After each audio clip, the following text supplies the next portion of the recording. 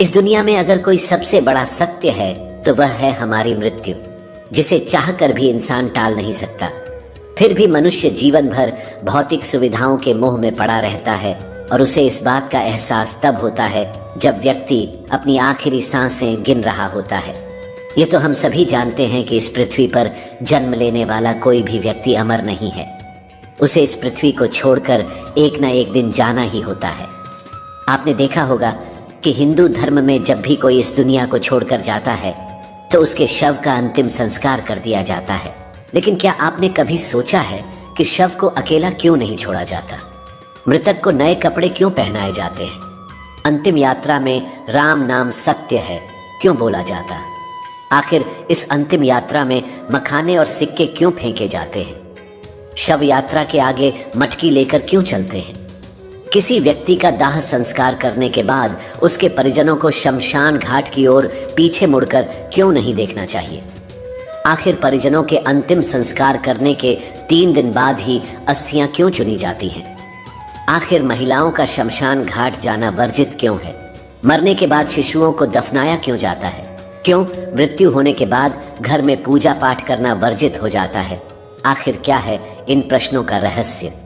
तो आइए साथियों, आज की वीडियो में हम इसी विषय पर चर्चा करेंगे। साथियों, अगर आप भी इन सभी सवालों के जवाब स्पष्ट रूप से जानना चाहते हैं तो आप इस वीडियो को अंत तक जरूर देखिए। आज हम आपको विस्तार पूर्वक इन सभी सवालों के उत्तर देंगे। प्यारे साथियों, आज हम हमारे वजूद से जुड़ा एक बहुत बड़ा रहस्य जानेंगे।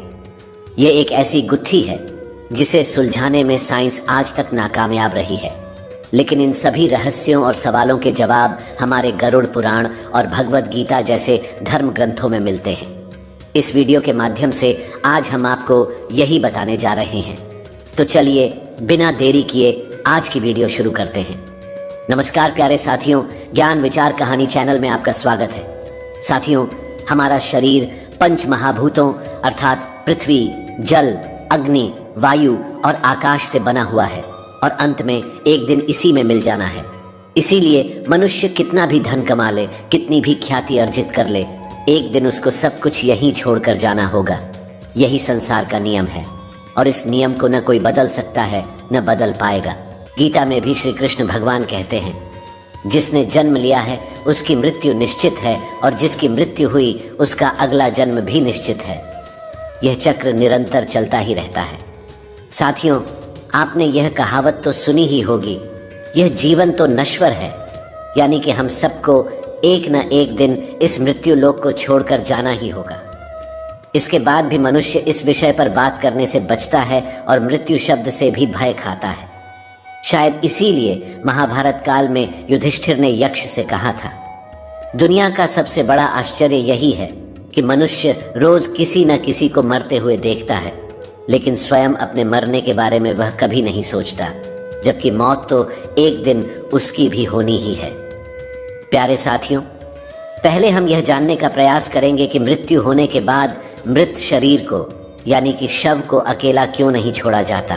प्यारे साथियों, आप और हम जिस लोक में रहते हैं उसे मृत्यु लोक कहा जाता है। मृत्यु लोक में मृत्यु के बाद अंतिम संस्कार से जुड़ी ऐसी कई बातें हैं जो हम नहीं जानते। मृत्यु लोक से मृत व्यक्ति के शव को विदा करने के कुछ नियम बनाए गए हैं, जिनका आधार आध्यात्मिक होने के साथ साथ वैज्ञानिक भी है। अगर आपने गौर किया हो तो यदि किसी व्यक्ति की मृत्यु सूर्यास्त के बाद होती है तो उसके परिजन रात बीतने का इंतजार करते हैं और अगले दिन जाकर ही शव को जलाते हैं। यदि शव को रात भर रखना पड़े तो उस दौरान जानकार लोग शव को अकेले नहीं छोड़ते, बल्कि कोई न कोई व्यक्ति शव के पास पूरी रात भर रहता है और सुबह दाह संस्कार पूर्ण होने तक शव की देखभाल करता है। प्यारे साथियों, पहले संक्षेप में यह जान लेते हैं कि किन परिस्थितियों में शव का दाह संस्कार नहीं करना चाहिए। गरुड़ पुराण में इस बात का भी स्पष्ट वर्णन है कि इन 3 स्थितियों में शव का दाह संस्कार उचित समय के लिए टाल देना चाहिए। पहली परिस्थिति, यदि व्यक्ति की मृत्यु सूर्यास्त के बाद होती है तो शव को रात भर घर में ही रखना चाहिए और अगले दिन सूर्योदय के बाद ही शव का दाह संस्कार करना चाहिए, अन्यथा आत्मा को सद्गति प्राप्त नहीं होती। दूसरी परिस्थिति, यदि किसी व्यक्ति की मृत्यु पंचक काल में होती है तो उस व्यक्ति के घर, परिवार, कुल या खानदान में 5 अन्य लोगों की भी मृत्यु हो सकती है। इसलिए धर्मशास्त्र के ज्ञानी इस समस्या के समाधान के रूप में आटे या पवित्र सूखी घास से 5 पुतले बनाते हैं और उन्हें शव के साथ ही अर्थी पर रखकर पूरे विधि विधान से पंचक दोष समाप्त करते हैं। इसके बाद ही अंतिम संस्कार किया जाता है। पंचक काल में अंतिम संस्कार किए जाने से आत्मा को मोक्ष प्राप्त नहीं हो सकता। तीसरी परिस्थिति, शव का अंतिम संस्कार तब नहीं करना चाहिए जब मृत व्यक्ति का पुत्र मुखाग्नि देने के लिए उपस्थित न हो और वह यात्रा करके पहुंचने वाला हो। पुराणों में इस बात को बहुत ही महत्वपूर्ण माना गया है कि यदि मुखाग्नि पुत्र के हाथों से दी जाए तो आत्मा को सद्गति प्राप्त होती है। साथियों, अब बिना देर किए यह भी जान लेते हैं कि मृत्यु के बाद शव को अकेला क्यों नहीं छोड़ना चाहिए। इसके पीछे क्या मान्यताएं और वैज्ञानिक तथ्य हैं? मृत्यु के बाद आत्मा 13 दिनों तक घर में निवास करती है। गरुड़ पुराण में बताया गया है कि मृतक का शव पूजनीय हो जाता है। ऐसे में दाह संस्कार से पहले शव को अकेला नहीं छोड़ा जाना चाहिए, अन्यथा यह आत्मा का अपमान होता है। गरुड़ पुराण में यह भी लिखा है कि यदि शव को चींटियां, कीड़े मकोड़े, कुत्ते या बिल्ली इत्यादि से हानि होती है तो ऐसे ही कष्ट आत्माओं को यमलोक के मार्ग में भी झेलने पड़ते हैं। इसलिए परिवारजनों की यह जिम्मेदारी बनती है कि मृतक के शरीर की सुरक्षा करें। रात के समय तामसिक शक्तियां अधिक प्रबल होती हैं। जब शरीर से आत्मा निकल जाती है तो शरीर निर्जीव हो जाता है। ऐसी स्थिति में अन्य बुरी शक्तियां शरीर को अपने वश में करने का प्रयास कर सकती हैं। इसकी संभावना को खत्म करने के लिए किसी व्यक्ति का मृतक के शरीर के पास रहना आवश्यक होता है। यदि वैज्ञानिक कारण की बात करें तो विज्ञान कहता है कि जिस क्षण आत्मा शरीर को छोड़कर अलग होती है उसी क्षण से शरीर का क्षय शुरू हो जाता है। इससे मृत शरीर से दुर्गंध आने लगती है।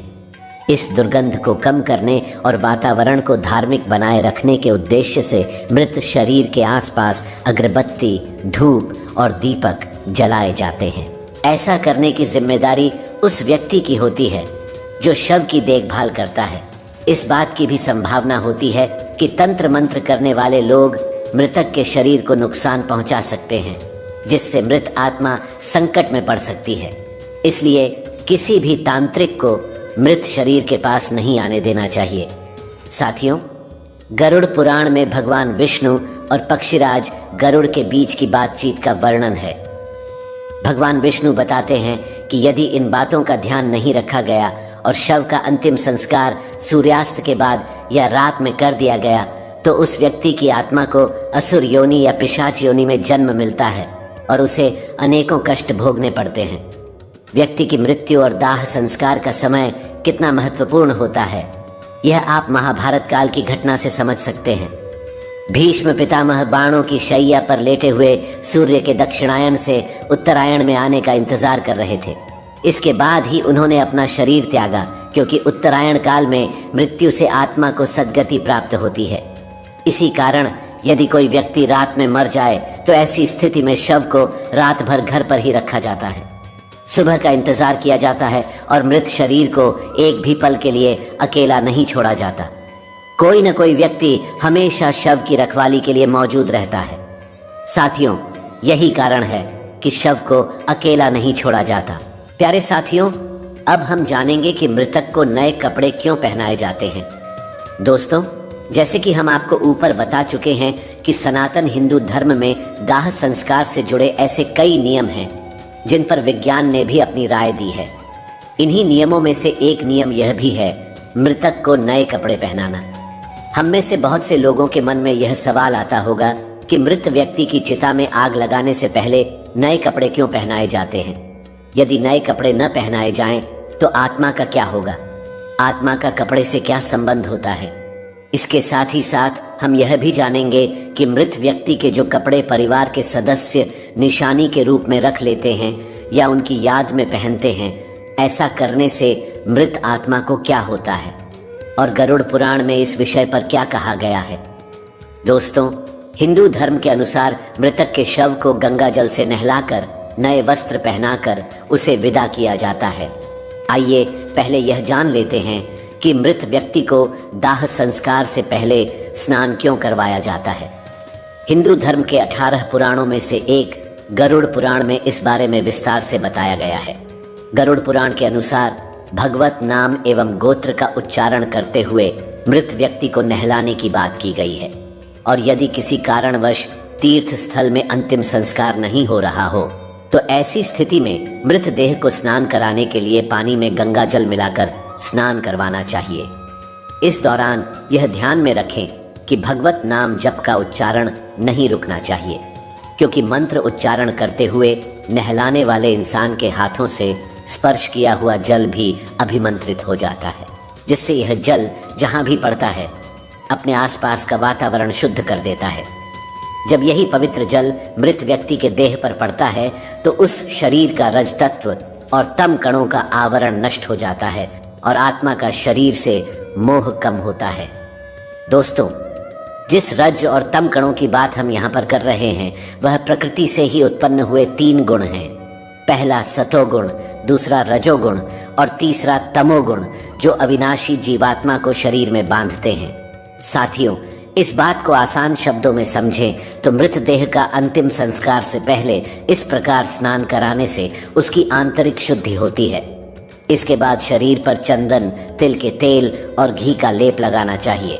फिर उस शव को नए वस्त्र पहना देना चाहिए।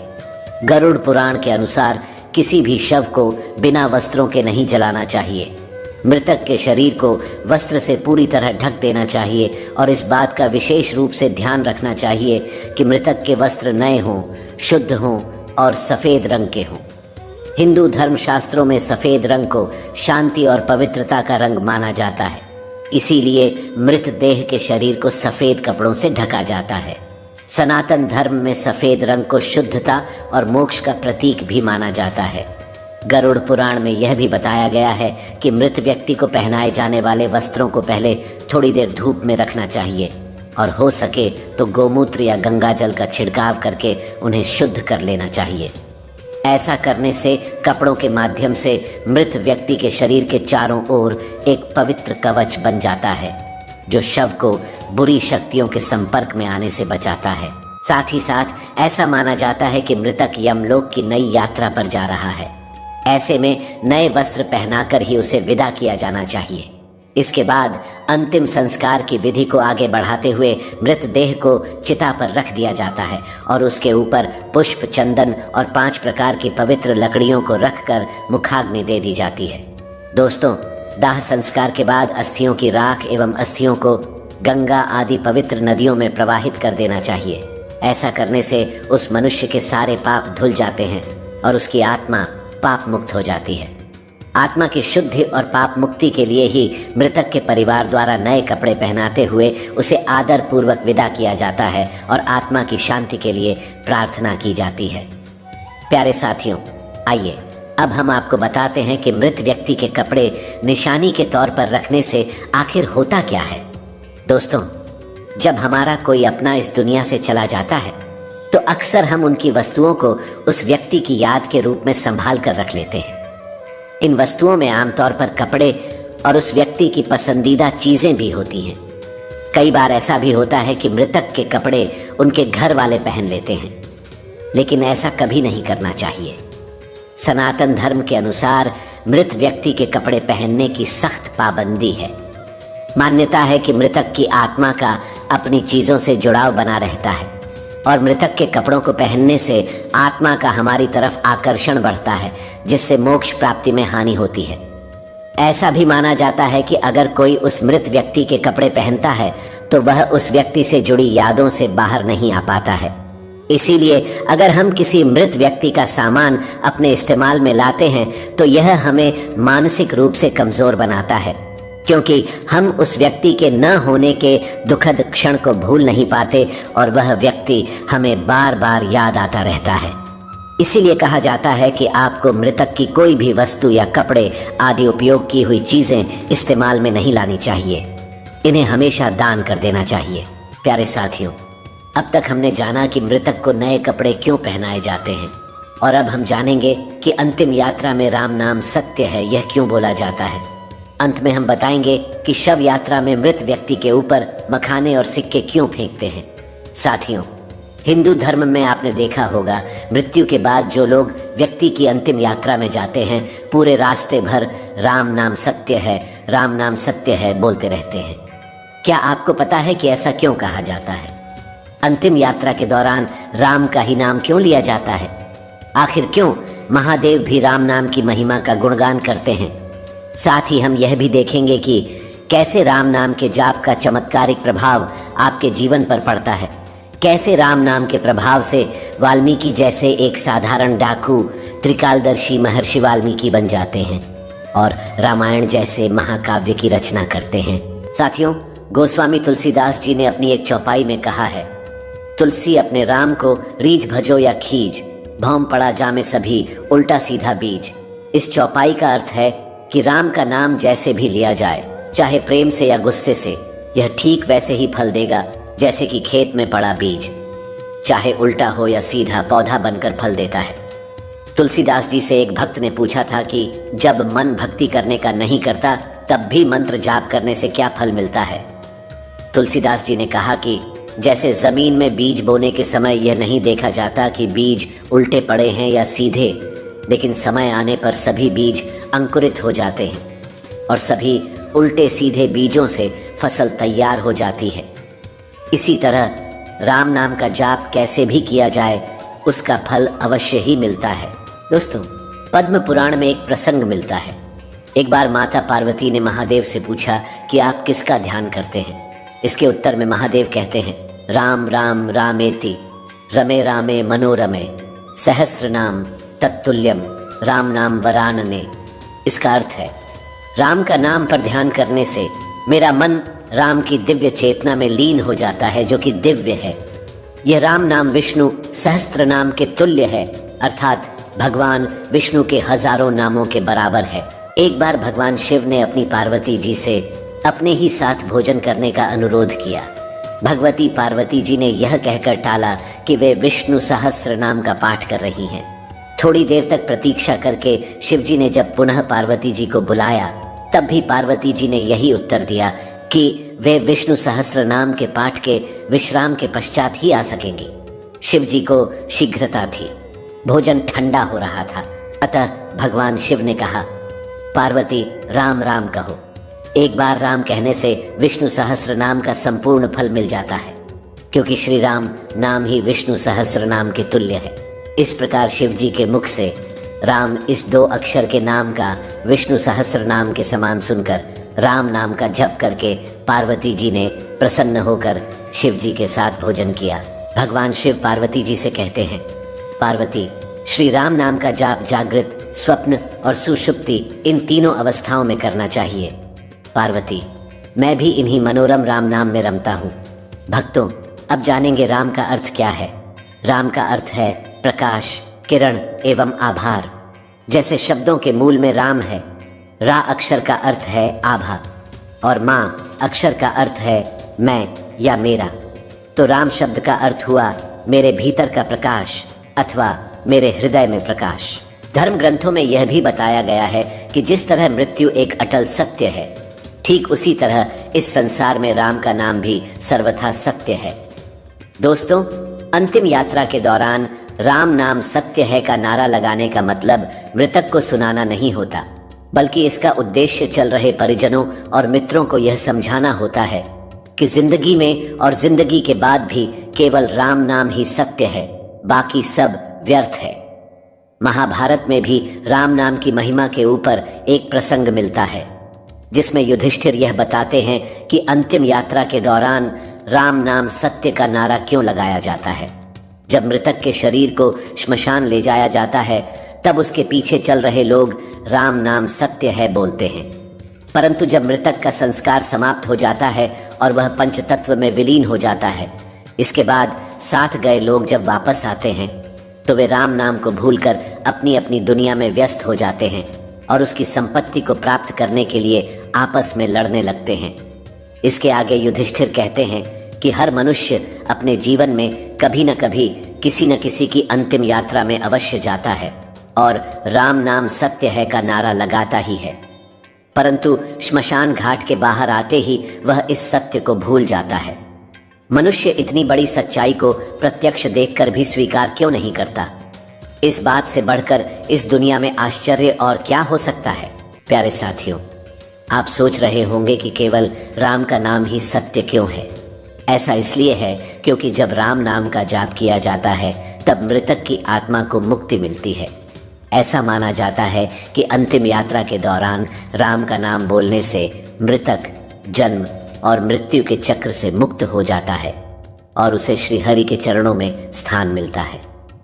इतना ही नहीं, शास्त्रों में यह भी बताया गया है कि राम नाम जपने से मनुष्य के मन में बुरे विचारों का आना बंद हो जाता है। इसके प्रभाव से मनुष्य बुरे कर्म करना छोड़ देता है और सत्य के मार्ग पर चलने लगता है। राम नाम का जाप करने से मृतक के परिवार वालों को भी मृतक को भूलने में मदद मिलती है। जब भी किसी प्रिय की मृत्यु होती है तो लोग काफी निराश हो जाते हैं। ऐसी स्थिति में एक राम नाम ही वह मंत्र है जो उन्हें दुख की घड़ी से बाहर निकालने में मदद करता है। साथियों, आपको और हमें राम का नाम एक सामान्य नाम जैसा लग सकता है, लेकिन जब आप इसी शब्द को रामायण के संदर्भ से देखेंगे तो राम नाम बहुत विस्तृत हो जाता है। राम नाम का प्रभाव इतना है कि वाल्मीकि जैसे खूंखार डाकू को महर्षि बना सकता है। ऐसी मान्यता है कि महर्षि वाल्मीकि पहले रत्नाकर नाम के एक खूंखार डाकू थे। वाल्मीकि का जन्म लोभ प्रजाति में हुआ था। बाल्यावस्था में ही एक भीलनी ने उन्हें चुरा लिया था और भील समाज में ही उनका लालन पालन हुआ। भील परिवार के लोग जंगल के रास्ते से गुजरने वाले लोगों को लूटते थे। रत्नाकर ने भी अपने परिवार के साथ डकैती और लूटपाट का काम करना शुरू कर दिया। मान्यता है कि एक बार साधुओं की एक मंडली जंगल से गुजर रही थी। रत्नाकर ने साधुओं को लूटने और उनकी जान लेने का प्रयास किया, लेकिन साधुओं के तेजस्वी प्रभाव में आने के बाद उनमें बदलाव आया। उन्होंने अपने कर्मों के लिए माफी मांगी और साधुओं से अपने उद्धार का मार्ग बताने का आग्रह किया। साधुओं ने उन्हें तमसा नदी के तट पर राम नाम का जाप करने को कहा।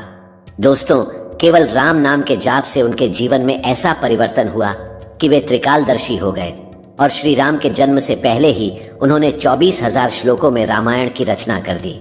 साथियों, तो ये थी हमारे राम नाम की महिमा। हमने अब तक समझा कि कैसे राम का नाम आपको भवसागर से पार कर सकता है। आइए साथियों, अब जानते हैं शव यात्रा में मखाने और सिक्के क्यों फेंके जाते हैं। दोस्तों, मखाना फेंकने का कारण है समाज को शिक्षा देना कि यह अहंकार त्यागने का समय है। मृत व्यक्ति को सामने देखकर समाज यह सीखे। मखाना को सांकेतिक रूप में इस्तेमाल किया जाता है, क्योंकि जिस तरह से मखाना बाहर से फूला हुआ होता है और दबाव डालने पर सिकुड़ जाता है, ठीक उसी तरह व्यक्ति जब जिंदा होता है तो कई चीजों के लिए बाहर से घमंडी हो जाता है, लेकिन मरने के बाद वह एक लाश बनकर रह जाता है। सिक्का फेंककर यह संदेश दिया जाता है कि जो इंसान जिंदगी भर उसके पीछे भागता रहा है, वह मरने के बाद अपने आसपास सैकड़ों सिक्के होते हुए भी उन्हें उठा नहीं सकता। हिंदू शास्त्रों के अनुसार मृत्यु के बाद व्यक्ति की आत्मा परमात्मा में लीन हो जाती है, इसलिए शव यात्रा देखना शुभ माना जाता है। शास्त्रों के अनुसार किसी की अंतिम विदाई देखने से व्यक्ति को पुण्य की प्राप्ति होती है। शव यात्रा के महत्व को गरुड़ पुराण में इस तरह लिखा गया है कि यदि कोई व्यक्ति किसी मृत व्यक्ति को कंधा देता है तो उस व्यक्ति को एक यज्ञ के बराबर का पुण्य मिलता है। प्यारे साथियों, अब हम जानेंगे कि मृत व्यक्ति को श्मशान ले जाते समय उसकी अर्थी के आगे एक व्यक्ति मटके में क्या लेकर चलता है, जिसका संबंध मृत व्यक्ति की शादी के फेरों से कैसे होता है। इसके बाद आप जानेंगे कि मुखाग्नि देने से पहले पानी से भरे मटके को गिराकर तोड़ा क्यों जाता है तथा शव को जलाते समय उसके सर पर डंडा क्यों मारा जाता है। साथियों, मृत्यु लोक में जन्म लेने वाले हर जीव जंतु को एक समय के बाद यह लोक छोड़ना ही पड़ता है। उनकी मृत्यु जन्म लेने के साथ ही निश्चित हो जाती है। यही पृथ्वी लोक का सबसे बड़ा सत्य है। प्राणी की आयु क्षण प्रति क्षण घटती रहती है, लेकिन कितनी बड़ी विडंबना है कि मनुष्य इस सत्य को जानकर भी महसूस नहीं कर पाता। हर व्यक्ति को कल आने की उम्मीद बनी रहती है। हिंदू धर्म में व्यक्ति की मृत्यु के बाद शव का दाह संस्कार किया जाता है। हिंदू धर्म में जन्म से लेकर मृत्यु तक 16 संस्कार होते हैं और इनमें से सबसे अंतिम संस्कार है दाह संस्कार। जो व्यक्ति के मरने के बाद उसके परिजनों द्वारा किया जाता है। इस संस्कार के अंतर्गत वेदों में कई नियम बताए गए हैं जो मान्यता अनुसार आत्मा को मुक्ति दिलाने के लिए जरूरी होते हैं। ये नियम बड़े विचित्र हैं। अधिकतर लोगों को इसकी सही जानकारी नहीं होती, और अगर होती भी है तो आधी अधूरी। गरुड़ पुराण में बताए गए यह केवल मान्यताएं नहीं हैं, बल्कि इनका आधार आध्यात्मिक और वैज्ञानिक दोनों ही है। आजकल लोग इन रीति रिवाजों के पीछे छुपे कारण को नहीं जानना चाहते, और जो जानना चाहते हैं उन्हें सही जानकारी उपलब्ध नहीं हो पाती। आज हम आपको अंतिम संस्कार से जुड़े कुछ अजीबोगरीब नियम और मान्यताओं के बारे में बताएंगे, और साथ ही साथ उनका आध्यात्मिक और वैज्ञानिक कारण भी स्पष्ट करेंगे। दोस्तों, आज देखने को मिलता है कि हम में से कई लोग अपनी पुरानी मान्यताओं को अंधविश्वास मानते हैं और वैज्ञानिक तर्क देकर धर्म के किसी भी उल्लेख को नजरअंदाज कर देते हैं। पतली रस्सी में बंधी मटकी और उससे निकलता हुआ धुआं आपने भी हिंदू शव यात्राओं में देखा होगा। इस मटकी को हाथ में पकड़कर मृतक का कोई परिजन शव यात्रा में सबसे आगे चलता है। फिर शमशान घाट पहुंचकर इसी मटकी की अग्नि को घास पर रखकर सुलगा दिया जाता है और इसी से मृतक का दाह संस्कार किया जाता है। यानी कि घर से लाई गई इसी अग्नि से मृतक का शरीर जलाया जाता है। मृतक के घर से लाई गई अग्नि से ही अंतिम संस्कार करने के पीछे एक खास वजह है। दरअसल दूल्हा दुल्हन जिस अग्नि के फेरे लेकर वैवाहिक जीवन में प्रवेश करते हैं, उस अग्नि को मंत्रोच्चारण से घर में स्थापित कर दिया जाता है। अनजान व्यक्ति इसी अग्नि का उपयोग घर, यज्ञ, पूजन इत्यादि में पूरे जीवन करता है। यहाँ तक कि मरने के बाद भी इसी अग्नि से ही दाह संस्कार किया जाता है। पुराने समय की इसी प्रथा को मान्यता के रूप में आज भी घर से अग्नि जलाकर सुलगा हुआ एक कंडा या उपला मटकी में रखकर श्मशान ले जाया जाता है और फिर इसी से मृतक का दाह संस्कार किया जाता है। आइए अब बात करते हैं कि मुखाग्नि देने से पहले पानी से भरे मटके को गिराकर तोड़ा क्यों जाता है। दोस्तों, अंतिम संस्कार के दौरान शव को चिता पर लिटाकर मृत व्यक्ति का पुत्र या कोई अन्य परिजन पानी से भरा घड़ा अपने कंधे पर रखकर चिता के चारों तरफ परिक्रमा करता है। इस घड़े में एक छेद होता है जिससे पानी निरंतर गिरता रहता है। परिक्रमा करने के बाद यह घड़ा जमीन पर गिराकर तोड़ दिया जाता है, जिसके बाद ही शव को अग्नि दी जाती है। आइए जानते हैं ऐसा करने का धार्मिक और वैज्ञानिक क्या कारण है। दोस्तों, शास्त्रों के अनुसार हर चीज नश्वर है। सजीव से लेकर निर्जीव तक सभी एक निश्चित समय पर नष्ट हो जाते हैं। हिंदू धर्म के अनुसार जीवन एक छेद वाले घड़े की तरह है जिसमें आयु रूपी पानी हर पल टपकता रहता है, और ऐसे ही बूंद बूंद करके मटके से गिरते गिरते वह पानी कुछ ही समय में खत्म हो जाता है। ठीक वैसे ही जैसे किसी जीव की आयु भी एक निश्चित समय पर समाप्त हो जाती है। जब आयु खत्म हो जाती है तो निष्प्रभ से मोह टूटता है। दोस्तों, अगर आपको ऐसा लगता है कि इसके पीछे सिर्फ अंधविश्वास है तो आपको बता दें कि ऐसा बिल्कुल भी नहीं है। दरअसल इसके पीछे एक ठोस वैज्ञानिक कारण है। पुराने समय में श्मशान घाट नहीं हुआ करते थे। ऐसे में शव को खेतों में जलाया जाता था। मटके में पानी भरकर शव के चारों ओर घूमने के पीछे वैज्ञानिक कारण यह रहता था ताकि जब शव को जलाया जाए तो आग केवल उसी क्षेत्र में रहे, आगे न फैले। इसी वजह से परिक्रमा के दौरान पानी गिराकर वहां की जमीन को गीला किया जाता था। दोस्तों, अंतिम संस्कार से जुड़ा एक नियम और भी विचित्र है, जिसके अंतर्गत जब मृत व्यक्ति का शव चिता पर जल रहा होता है तो उसके सर पर जोर से डंडा मारा जाता है। इस क्रिया को कपाल क्रिया कहा जाता है। कपाल क्रिया जितनी विचित्र है उतनी ही महत्वपूर्ण भी है। आइए अब बताते हैं इसका आध्यात्मिक और वैज्ञानिक कारण। गरुड़ पुराण के अनुसार शव को जलाते समय यदि उसका कोई अंग शेष रह जाए तो इसे अशुभ माना जाता है। शास्त्रों के अनुसार दाह संस्कार की क्रिया से मृत व्यक्ति का अगला जीवन प्रभावित हो सकता है। इसीलिए घी और कपूर के प्रयोग से शव को पूरी तरह जलाया जाता है। कई बार पूरा शरीर जल जाने पर भी सर नहीं जल पाता, इसीलिए डंडे से प्रहार करके उसे फोड़ दिया जाता है जिससे वह पूरी तरह जल जाए। डंडे से प्रहार खोपड़ी के बीचों बीच किया जाता है जहां पर ब्रह्मरंध्र होता है। धार्मिक मान्यताओं के अनुसार जिस व्यक्ति का ब्रह्मरंध्र भेद दिया जाता है तो उसे स्वर्ग मिलता है। कभी कभी यह भी संभव है कि अंतिम संस्कार के समय यदि खोपड़ी पूरी तरह न जले तो तांत्रिक इसे अपने साथ ले जाकर तंत्र क्रियाओं में इसका उपयोग करते हैं। ऐसे में मृत व्यक्ति की आत्मा को बहुत कष्ट पहुंचता है और मृतक के परिवार पर भी संकट आता है। दोस्तों, अब आपको बताते हैं कि सर पर डंडा मारने के बारे में विज्ञान क्या कहता है। विज्ञान के अनुसार खोपड़ी की हड्डी इतनी मजबूत होती है कि उसे आग में पूरी तरह जलकर राख होने में बहुत समय लगता है। ऐसे में उसके अधजला रह जाने की काफी संभावना होती है। कभी कभी कोई जंगली जानवर उस बचे हुए हिस्से को अपने साथ ले जाता है। वे इसे कहीं भी फेंक देते हैं, जिससे पर्यावरण प्रदूषित होता है। इसी कारण से शव को पूरी तरह जलाने के लिए सर पर डंडा मारकर फोड़ दिया जाता है। ऐसा माना जाता है कि शव यात्रा देखना सुखद एवं मंगलमय भविष्य का सूचक है। मान्यता यह भी है कि यदि काम पर जाते समय शव यात्रा दिख जाए तो अधूरे काम पूरे होने की संभावनाएं बनने लगती हैं। दुखों का नाश और सुखी जीवन का आगाज होता है। जो आत्मा शरीर से तुरंत निकली होती है वह अपनी अर्थी के साथ चल रही होती है और जो उसे प्रणाम करता है उसे आशीर्वाद देती है, जिससे व्यक्ति के पुण्य बढ़ते हैं। साथियों, ये थे हमारे अंतिम संस्कार के कुछ खास नियम जिनका पालन करना जरूरी होता है। अन्यथा ऐसा माना जाता है कि अगर इन नियमों के पालन में किसी प्रकार की लापरवाही हुई तो मृतक की आत्मा को बड़े कष्ट उठाने पड़ते हैं। इसी कड़ी में यह भी बताया गया है कि दाह संस्कार करने के बाद उसके परिजनों में से किसी को भी पीछे मुड़कर श्मशान घाट की तरफ नहीं देखना चाहिए। साथियों, गरुड़ पुराण में भगवान विष्णु ने पक्षीराज गरुड़ को मृत्यु लोक के रहस्य, मरणोपरांत आत्मा की गति, प्राणियों की मृत्यु इत्यादि के बारे में सब विस्तार से बताया है। मृत व्यक्ति के शरीर को छोड़ने के बाद आत्मा कब, कितने समय, कहाँ रहती है, इस बारे में बताते हुए भगवान विष्णु ने यह भी बताया है कि किसी व्यक्ति का दाह संस्कार करने के बाद उसके परिजनों अर्थात परिवार वालों को श्मशान घाट की ओर पीछे मुड़कर कभी नहीं देखना चाहिए। असल में दाह संस्कार करने के बाद शरीर तो जल जाता है, लेकिन आत्मा का अस्तित्व रहता है।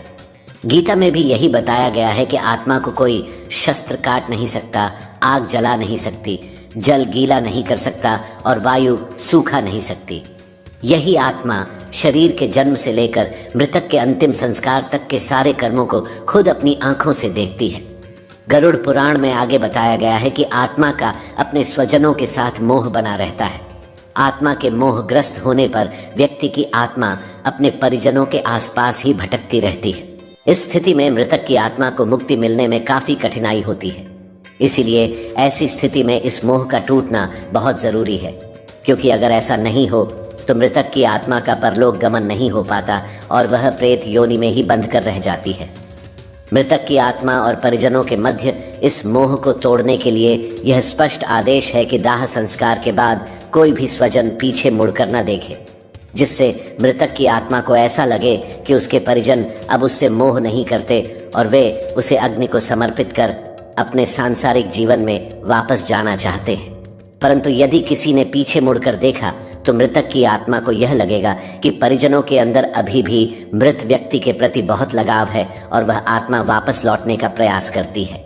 लेकिन अगर किसी ने पीछे मुड़कर नहीं देखा तो मृतक की आत्मा को यह समझने में आसानी होगी कि उसका इस लोक में समय पूरा हो गया और वह अपने मन को दूसरे लोक में जाने के लिए तैयार कर ले। मृत व्यक्ति की आत्मा के मोह को भंग करने के उद्देश्य से और भी कई कर्मकांड हैं जो 13 दिन तक किए जाते हैं। पीछे मुड़कर न देखना शुरुआती चरण में आता है।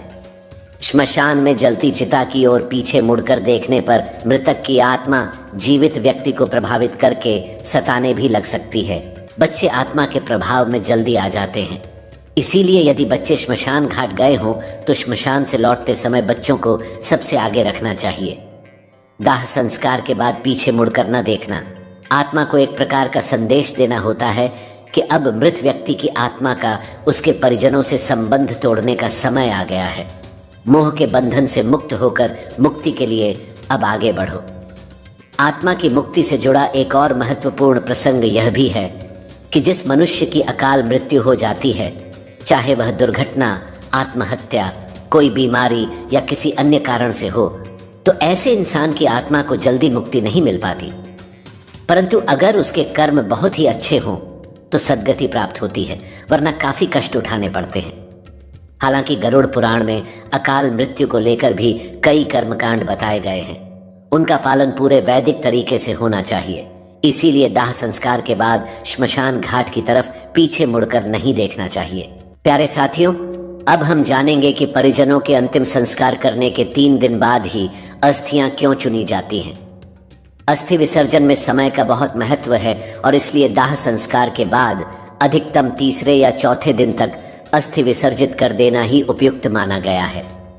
अब सवाल उठता है कि तीसरा या चौथा दिन ही क्यों, और अगर अस्थि विसर्जन तीसरे या चौथे दिन तक ना हो पाए तो क्या करें। दोस्तों, अस्थि विसर्जन किसी मृत व्यक्ति के दाह संस्कार के बाद किया जाने वाला एक अनुष्ठान है। इसका अर्थ होता है चिता में जल गए मृत व्यक्ति की हड्डियों और राख को जल में विसर्जित करना। शास्त्रों के अनुसार अस्थियों को पवित्र नदियों में ही विसर्जित करना चाहिए, जिसमें सबसे ज्यादा महत्व गंगा नदी का है। इसलिए हर साल करोड़ों की संख्या में लोग हरिद्वार और वाराणसी जैसे पुण्य स्थानों पर देश के हर कोने से अस्थि विसर्जन के लिए आते हैं। दोस्तों, अस्थियों का विसर्जन एक साधारण प्रक्रिया नहीं है। यह कार्य इतना महत्वपूर्ण है कि अगर इसे सही समय से सही नियम के साथ ना किया जाए तो आत्मा को मुक्ति नहीं मिलती। ऐसा इसलिए है क्योंकि धर्म ग्रंथों में कहा गया है कि भौतिक शरीर 5 महाभूतों अर्थात 5 तत्वों से मिलकर बना है: पृथ्वी, जल, अग्नि, वायु और आकाश। दाह संस्कार की क्रिया में जब शरीर को जलाया जाता है तो पृथ्वी, अग्नि, वायु और आकाश को अपना अपना तत्व वापस मिल जाता है। लेकिन जब तक जल तत्व को अपना अंश नहीं मिलता तब तक चक्र पूरा नहीं होता। और इसीलिए यदि अस्थि विसर्जन सही समय या नियम से ना किया जाए तो आत्मा को मुक्ति नहीं मिलती और ना ही वह नया शरीर धारण कर पाती है। तो आइए जानते हैं अस्थि विसर्जन से जुड़े विशेष नियम क्या हैं। इसके साथ ही साथ हम आपको गरुड़ पुराण और अन्य धर्मशास्त्रों में लिखित गंगा नदी के महत्व और अस्थि विसर्जन के लिए सबसे उपयुक्त नदी होने का कारण भी बताएंगे। इतना ही नहीं, अस्थि विसर्जन नदियों में करने को लेकर विज्ञान क्या कहता है, आज हम ये भी जानेंगे। प्यारे साथियों, हमारे हिंदू धर्म के 18 पुराणों में से एक गरुड़ पुराण में मनुष्य के जन्म और मरण से संबंधित समस्त रहस्यों का वर्णन किया गया है। और इन्हीं विचित्र रहस्यों में है 3 दिन तक अस्थि संचयन करने का सही कारण। इसके अनुसार मृत्यु होने के दूसरे, तीसरे या चौथे दिन तक अस्थि संचयन अर्थात अस्थियों को इकट्ठा कर लेना चाहिए। इसके बाद इन अस्थियों का विसर्जन 10 दिनों के भीतर ही कर देना चाहिए। आज समाज के बहुत से लोग इसका पालन भी करते हैं, लेकिन इसके पीछे का असली रहस्य केवल कुछ लोगों को ही पता है। गरुड़ पुराण में स्पष्ट लिखा है कि जिस व्यक्ति ने चिता को आग लगाई हो उसे अस्थियों का संचयन चौथे दिन करना चाहिए, और अन्य लोग जिन्होंने चिता को मुखाग्नि नहीं दी है उन्हें अस्थियों का संचयन दूसरे या तीसरे दिन ही कर लेना चाहिए। धर्मशास्त्रों के अनुसार अंतिम संस्कार के 3-4 दिन के भीतर ही अस्थि एकत्रित कर लेना चाहिए, क्योंकि दाह संस्कार के दौरान मंत्रों के उच्चारण से अस्थियों में आकाश एवं तेज तत्वों की संयुक्त ऊर्जा विद्यमान हो जाती है। इसका प्रभाव 3-4 दिनों के उपरांत कम होने लगता है, जिससे अस्थियों के चारों ओर निर्मित सुरक्षा कवच की क्षमता भी कम पड़ने लगती है। ऐसे में अनिष्ट शक्तियां या प्रेतात्माएं जो श्मशान घाट में विचरण करती रहती हैं, अस्थियों पर कब्जा करके जीव को कष्ट देती हैं, और ऐसा भी संभव है कि वह अनिष्टकारी शक्तियां उसके माध्यम से मृतक के परिजनों को भी कष्ट देने का प्रयत्न करें। इसलिए ऐसी स्थिति उत्पन्न होने से पहले ही अस्थियों को श्मशान घाट से हटा लिया जाता है। लोगों का मानना है कि जिस व्यक्ति ने मुखाग्नि दी होती है उसे श्मशान या अन्य अपवित्र स्थानों पर नहीं जाना चाहिए, क्योंकि वहां अनिष्टकारी शक्तियां उसको नुकसान पहुंचा सकती हैं। इसलिए आजकल आप लोगों ने भी देखा होगा कि मृतक के परिजन चिता की अग्नि शांत होते ही राख और अस्थियां लेकर घर लौट जाते हैं, जो कि व्यावहारिक दृष्टिकोण से सही भी लगता है। इसका एक कारण यह भी है कि आजकल श्मशान घाट पर एक के बाद एक कई चिताएं जलाई जाती हैं। लोगों को चिता जलाने के लिए जगह ही नहीं मिलती। इसलिए संभव है कि यदि चिता की राख को 3 दिन तक छोड़ दिया जाए तो शायद 3 दिन बाद ना तो अस्थियां मिलेंगी और ना ही राख, और अगर राख मिल भी गई तो वह आपके परिजन की है या किसी और व्यक्ति की राख से मिल गई है, यह पता ही नहीं चलेगा। इसलिए पुराने समय में अस्थि संचयन के लिए 3-4 दिन इंतजार करने की बात तो ठीक है, लेकिन आज के परिप्रेक्ष्य में ऐसा कर पाना थोड़ा मुश्किल जरूर है। लेकिन दोस्तों, अस्थियां एकत्रित करने से पहले यह जान लेना जरूरी है कि जहां शव को अग्नि दी गई थी, अस्थियों को वहां से लाने से पहले विधिवत पूजा करना अनिवार्य है। फिर अस्थियों का संचयन करके उसे मिट्टी के पात्र में रखकर सफेद कपड़े से ढककर गंगा घाट ले जाना चाहिए। इसके पश्चात अस्थियों को दूध एवं जल से धुलकर चंदन लगाकर एक दोने में रखकर गंगा जी में विसर्जित कर देना चाहिए। जिस मृत प्राणी की अस्थि 10 दिन के अंतर्गत गंगा में विसर्जित हो जाती है, उसका ब्रह्मलोक से कभी भी पुनरागमन नहीं होता। गंगा जल में मनुष्य की अस्थि जब तक रहती है, उतने 1000 वर्षों तक वह स्वर्गलोक में विराजमान रहता है। एक बात और है जो आपको ध्यान में रखना चाहिए। जिस दिन अंतिम संस्कार किया गया हो, उस दिन से लेकर अगले 13 दिनों तक, जब तक आत्मा के निमित्त किए जाने वाले श्राद्ध और पिंडदान पूरा नहीं हो जाता, तब तक घर में पवित्रता का वातावरण बनाकर रखना चाहिए। मुख्य रूप से उस व्यक्ति को जिसने चिता को मुखाग्नि दी हो। इस अशौच काल के दौरान घर में पूजा पाठ या कोई मांगलिक कार्यक्रम इत्यादि नहीं किया जाना चाहिए। इसके साथ ही घर के सारे सदस्यों को शारीरिक संबंध बनाने से भी दूर रहना चाहिए। इस दौरान मृतक को शुद्धता से बनाए गए उसकी रुचि का खाना और पानी पूरे 13 दिनों तक पीपल के पेड़ में बंधे मिट्टी के बर्तन में हर रोज देना चाहिए। इसके अलावा यह भी बताया गया है कि मृत्यु के दिन से 10 दिन तक किसी योग्य ब्राह्मण से गरुड़ पुराण सुनना चाहिए, और यह पाठ उसी स्थान पर करें जहां अंतिम बार मृत व्यक्ति के शव को रखा गया था। साथ ही इसका भी ध्यान रखें कि यह पाठ सूर्यास्त से पहले ही खत्म हो जाए। धर्मशास्त्रों के अनुसार यदि किसी कारण अस्थि विसर्जन 10 दिनों तक ना हो पाया हो, तो अस्थि विसर्जन तीर्थ श्राद्ध पूर्ण होने के बाद ही किया जाना चाहिए। चलिए अब जानते हैं कि गंगा जैसी पवित्र नदियों में ही अस्थियों को विसर्जन क्यों किया जाता है। दोस्तों, माँ गंगा में अस्थियों के विसर्जन को लेकर कई कथाएं प्रचलित हैं। इससे जुड़ी पौराणिक मान्यताओं की एक कहानी आप में से कुछ लोगों को शायद पता होगी। अगर नहीं तो आइए जानते हैं। इस पौराणिक कथा के अनुसार राजा शांतनु और माँ गंगा का विवाह हुआ। जब माँ गंगा से राजा के पुत्र पैदा हुए तो एक एक करके पूरे 7 पुत्रों को माता गंगा ने गंगा नदी में प्रवाहित कर दिया। राजा यह सब देखकर भी वचन में बंधे होने के कारण माँ गंगा को नहीं रोक सके। लेकिन जब 8वें पुत्र की बारी आई तो उन्होंने ऐसा करने की वजह पूछी, जिस पर माँ गंगा ने उत्तर दिया कि जिन 7 बच्चों को उन्होंने गंगा नदी में प्रवाहित किया था, वे सब देवता थे जो श्राप के कारण मृत्यु लोक में जन्मे थे। उनके उद्धार के लिए गंगा नदी में विसर्जित करना ही एकमात्र उपाय था। इसी मान्यता के अनुसार अस्थियों को गंगा नदी में विसर्जित किए जाने का प्रचलन शुरू हुआ। विज्ञान के अनुसार अस्थि विसर्जन नदियों में होने के कुछ लाभ भी हैं। इससे जल को पोषक तत्व मिलते हैं, मृदा की उर्वरा शक्ति बढ़ती है जो खेती के लिए अच्छा है। अस्थि विसर्जन से पानी की गुणवत्ता में भी सुधार होता है। तो दोस्तों, आशा है कि आपको यह बात समझ में आ गई होगी कि धर्म ग्रंथों में अस्थियों का संचयन 3 दिन के अंदर ही किए जाने के लिए क्यों कहा गया है, और फिर उन अस्थियों को गंगा नदी में ही प्रवाहित करने को इतना महत्व क्यों दिया गया है। प्यारे साथियों, आज के लिए बस इतना ही। उम्मीद करते हैं हमारे द्वारा दी गई जानकारी आपको पसंद आई होगी। साथियों, अगर यह वीडियो आपको पसंद आई हो तो लाइक और शेयर ज़रूर कीजिएगा। अगर आपने हमारे चैनल को सब्सक्राइब नहीं किया है तो ज़रूर करिए। फिर मिलेंगे साथियों अगले वीडियो में एक नई सीख के साथ। तब तक के लिए अपना ख्याल रखिए और हमेशा मुस्कुराते रहिए। और हाँ, वीडियो को अंत तक देखने के लिए आपका बहुत बहुत धन्यवाद। जय श्री राधे कृष्ण।